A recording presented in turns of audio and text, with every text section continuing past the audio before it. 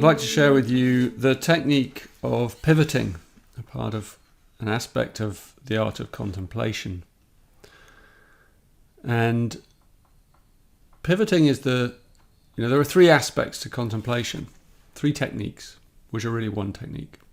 They are pause, pivot, and merge. And they're both inside each other. The first one is you create the pause. You create a pause in order for something to occur in your life. So you stop what you're doing. You pause even on the fly. So now I want to make this clear that a pause doesn't mean you stop the outer activity. It means there's a gap in the inner activity. So you can carry on doing what you're doing, but suddenly you do it with awareness. You do it with mindfulness. And so the activity changes subtly. That's what I mean by pause. Pause can also be a literal stop, a break, close your eyes, a breath. It can be a technique as well where you actually do physically stop.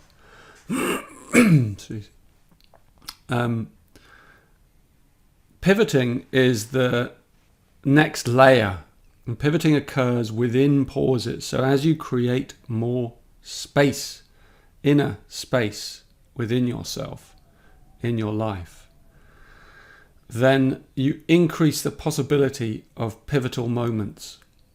And pivotal moments are moments of breakthrough, when you see a pattern that's been running inside you perhaps for years, perhaps your whole life, unconsciously undermining you in some way, or creating stress or friction inside your body, inside others.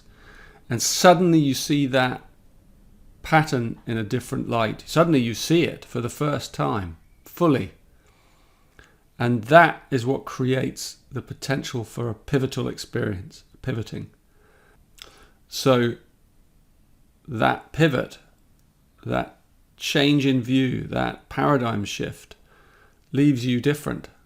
It is actually a breakthrough, because it's harder for you to go back to that old pattern. Read a little bit from this book, The Art of Contemplation, my book, as an example in here. You're feeling emotionally low. You've lost touch with any sense of joy or deeper purpose in life. Sometimes we wake up in the morning, or we just feel like that. You feel disconnected from others. You don't know how to get back to a brighter place.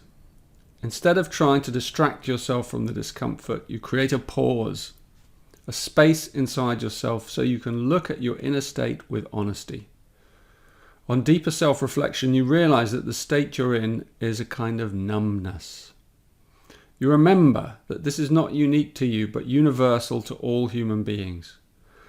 From this place of self-compassion, you go further into yourself, into your heart, until you find the tiniest flame. There's always a small flame in the midst of the numbness. You cradle this precious flame, like a tiny spark in a cold winter night.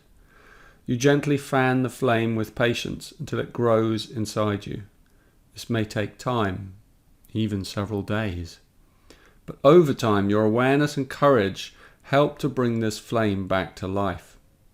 You begin to feel human again. You feel warmth and hope dawn inside you. You've made self-compassion and love the pivot for a total change in awareness. And having done it once, you draw strength from knowing you can do it again whenever you need. You have learned to bring your heart back to life. That is absolutely the core of what I mean by pivoting, the technique of pivoting. And it can come in lots of different forms. That's particular to the heart, the human heart, the emotions. And pivoting is often an emotional experience. As insight is a mental breakthrough. Pivoting is an emotional breakthrough, where the heart opens, we soften, we remember more of ourselves, we become more vital again, because we humans, we carry these patterns from childhood into our lives, and unless we're a really deep seeker or contemplator, they just keep running. They run our lives, and they steal our energy. They're like vampires that cling to us, and they just rob us of our joy of life and our vitality. So this technique of pivoting is really key, and it's one of those techniques that kind of happens on its own. It is an act of will, because like in that example there, you have to actually make the decision to stop. So you have to make the decision to inquire deeper and have the courage to look at this discomfort. So you have to close your eyes, whatever it is, and actually just go inside and feel it. And feel, in this case, it was numbness, but it might be anger. It might be a lot of different uncomfortable feelings, fear.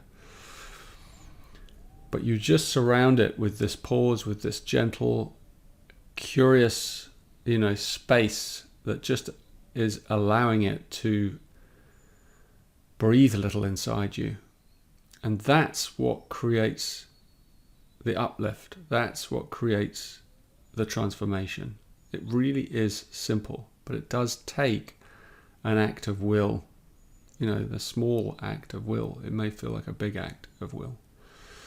So I encourage you, as you are exploring the art of contemplation and you're digging into this practice, that you use your power of inquiry and your courage to look inside at uncomfortable states, and give yourself the space and the time and the commitment to explore some of those uncomfortable states. And that's when you will realize that inside those shadows lie gifts, lie treasures. But, because they're in those shadows, very few humans know where to look for them, because we distract ourselves continually away from the pain.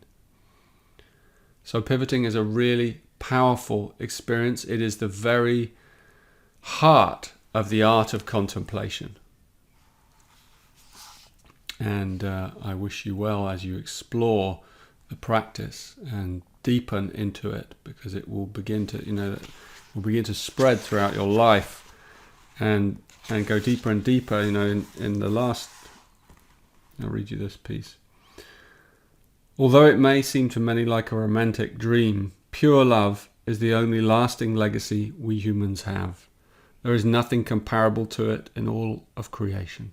All our knowledge and science and self-importance falls away in the presence of such love. It is this love that we come from, and this love that we will return to. It is the fathomless mystery of the human heart. This pure love, though hard-earned and seldom witnessed on our earth, is the ultimate reward of the deeper reaches of contemplation. Those few who have embodied this love throughout history, have found fewer words to describe it. They speak of it as an indescribable peace that resides in the human heart. It is this heart of peace that lies buried like a glittering gem inside each of us. It awaits the day when we will gather the courage to pierce our fear and softly allow the petals of our hearts to once again open fully. Not just a dream, actually the only truth there is.